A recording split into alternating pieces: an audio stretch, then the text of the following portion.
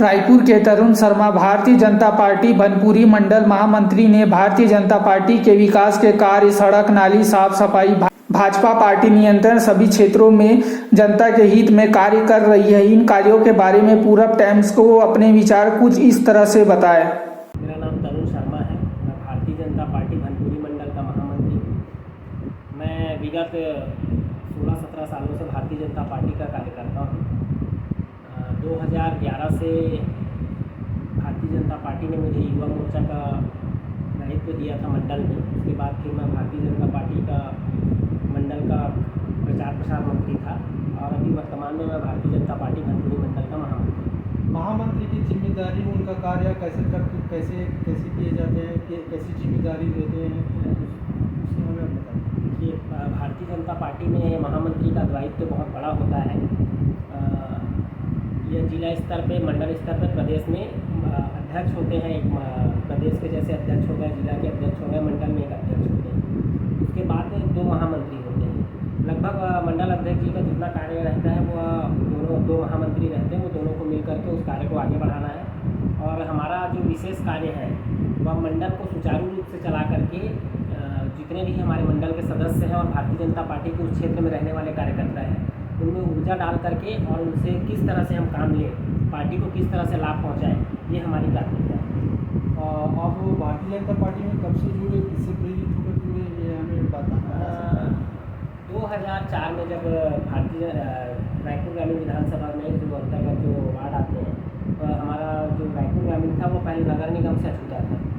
नगर निगम में जुड़ने के बाद जब हमारे भनपुरी से कृष्णा साहू जी पार्षद का चुनाव लड़े और वार्ड दूसरे जो हमारे भनपुरी में एक और वार्ड आता है, 2 वार्ड आता है हमारे, तो 4 नंबर वार्ड से माता चंद्रकली पांडे जी वो चुनाव लड़ी। तो अब ये था कि भाई हमारे से परिचय थे उनका, विशेष तौर पे भारतीय जनता पार्टी से नहीं था उतना, लेकिन उनसे व्यक्तिगत परिचय होने के कारण उनका काम करते थे तो भारतीय जनता पार्टी को समझने का मौका मिला।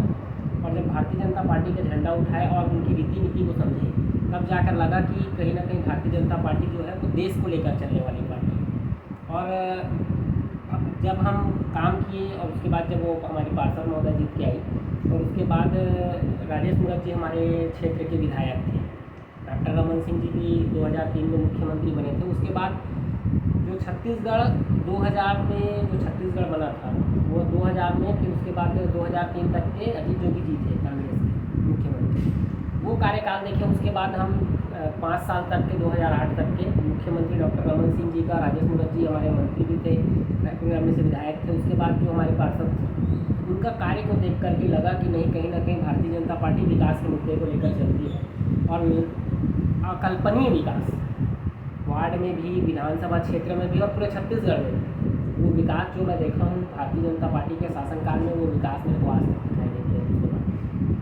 यही एक वो भी था दिल में कि भाई काम करने वाली पार्टी है और देश को लेकर चलने वाली पार्टी है। ये वजह भी बहुत बड़ा महत्वपूर्ण था कि इससे जुड़ना मेरे को उचित लगा। बीजेपी कैसी विचारधारा की पार्टी है, जैसे परिवारवाद या पदाधिकारी को जो मेहनत करता है वो ज़्यादा आगे बढ़ता है, या परिवारवाद? आप हमें अपना विचार दीजिए। निश्चित तौर पे परिवारवाद जो है वो कांग्रेस में, भारतीय जनता पार्टी में इसलिए नहीं बोलूँगा क्योंकि मैं अपने क्षेत्र की बात करूँगा, दूसरे की नहीं। जो मुख्यमंत्री को हम देखते हैं डॉक्टर रमन सिंह जी को, उनका तो कोई फैमिली बैकग्राउंड नहीं है कि वो किसी राजा महाराजा या फिर किसी बड़े राजनीतिक पदाधिकारी के पुत्र थे।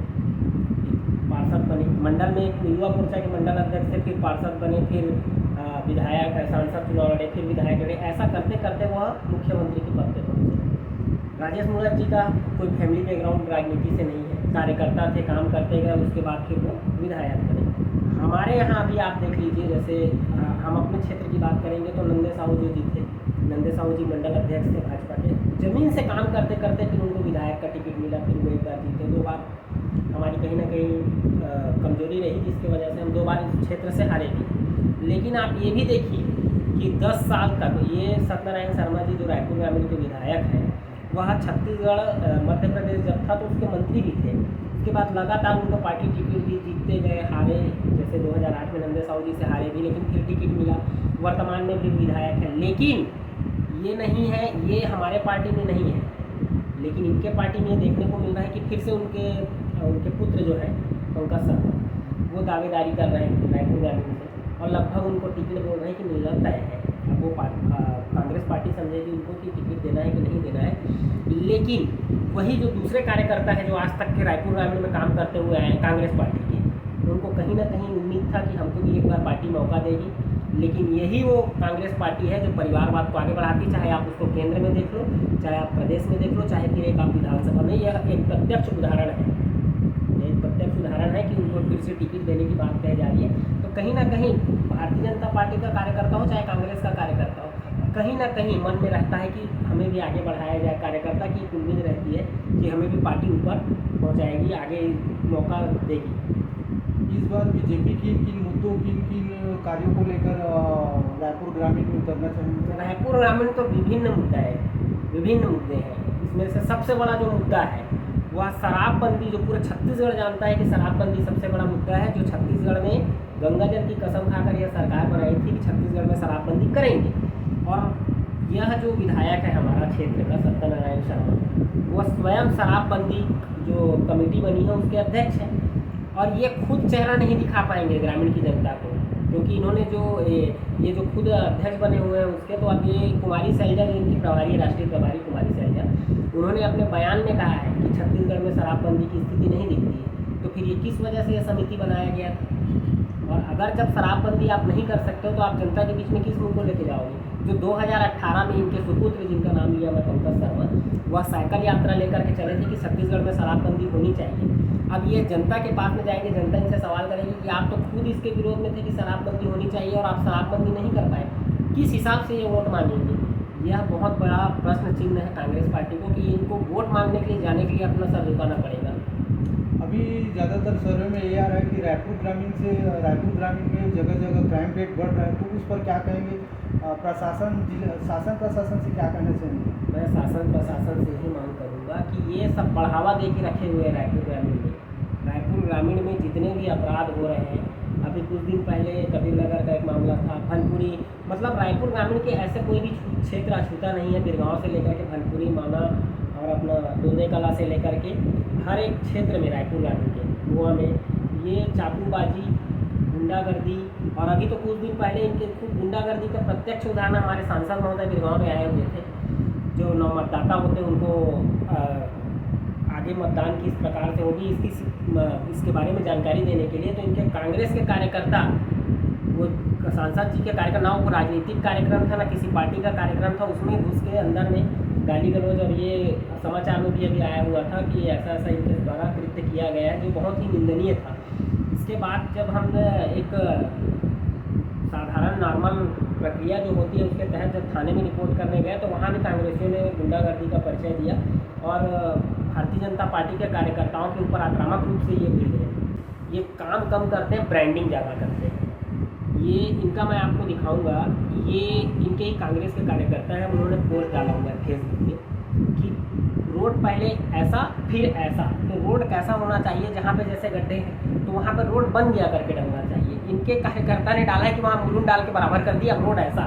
तो इनके नज़र में विकास कार्य जो है वो लिपा पोती है, विकास कार्य इनको करना नहीं है। और ये जो बोल रहे हैं कि व्यक्तिगत जाके लोगों से जुड़ रहे हैं, अरे मेरे भैया, आप किसी के घर में छठी में चले जाओगे, किसी के घर के शादी कार्यक्रम में चले जाओगे, वो नेता एक तरफ, और जो नेता हमारे नंदे साहू जो जी थे वो व्यक्तिगत रूप से कहीं ना कहीं हो सकता है कि कम मिल पाए होंगे, क्योंकि भैया काम करने वाले नेता है भाजपा के, लोगों के पास जाने का समय कम हो सकता है, मगर उनका काम कराना मेन महत्वपूर्ण है। आप जब वो किसी के यहाँ शादी में जाएंगे और सामने का रोड नहीं बना हुआ है, कीचड़ भरी गाड़ियों की गाड़ी कीचड़ में फंस गई, तो वो नेता सही है, या फिर जो रोड सामने का चकाचक कर दे और उसके बाद फिर लोगों तक नहीं पहुँच पाए वो भी नेता सही है। ये तो खुद जनता जानती है ना कि हमको विकास चाहिए। आप नेता नहीं लिए हैं, हमको नहीं मिल पा रहा है, सामने नहीं दिख रहा है, चलेगा, हमारे घर का सामने का रास्ता बनना चाहिए, नाली बनना चाहिए, स्ट्रीट लाइट जलनी चाहिए, बिजली की सुविधा होनी चाहिए, ये काफ़ी है जनता के लिए। जनता को नेता से उतना मतलब नहीं है, जनता को मतलब है कि हमारे क्षेत्र में विकास कार्य होने चाहिए, और वो विकास कार्य नंदे साहू जी ने का, क्योंकि ये है जनता के मन में रहता है कि भाई हमारे विधायक है तो व्यक्तिगत से रूप से मिले, ये रहता ही है, स्वाभाविक बात है। मगर जनता को ये भी समझना होगा कि भाई क्षेत्र में अगर हमारा विधायक हमसे नहीं भी मिल रहा है, लेकिन हमारे घर का अगर काम हो रहा है तो वह नेता स्वीकार्य। अभी रायपुर ग्रामीण में भावी प्रत्याशी अमित भैया और मोतीलाल जी, शांतनु जी, तो आप अपना विचार व्यक्त करेंगे, किनको आप देखना चाहेंगे या किसको मिलना चाहिए? भारतीय जनता पार्टी में क्योंकि रायपुर ग्रामीण भारतीय जनता पार्टी का बेल्ट रहा है। 2 बार से निश्चित तौर पे सत्यनारायण शर्मा यहाँ से जीते हैं, इसमें कोई शंका नहीं है। तो जनता का आदेश था कि 2 बार उनको विधायक बनाया गया यहाँ से। क्योंकि हमारे पास अभी प्लस पॉइंट ये है कि हमारे को एक जनता में मन में था कि अब भाई 2 बार से नंदे साहू जी चुनाव लड़े हैं, तीसरी बार कोई नया चेहरा दिया जाए तो पार्टी निश्चित तौर पे इस चीज़ को आकलन करेगी और अच्छा चेहरा भारतीय जनता पार्टी में इस बार मिलेगा।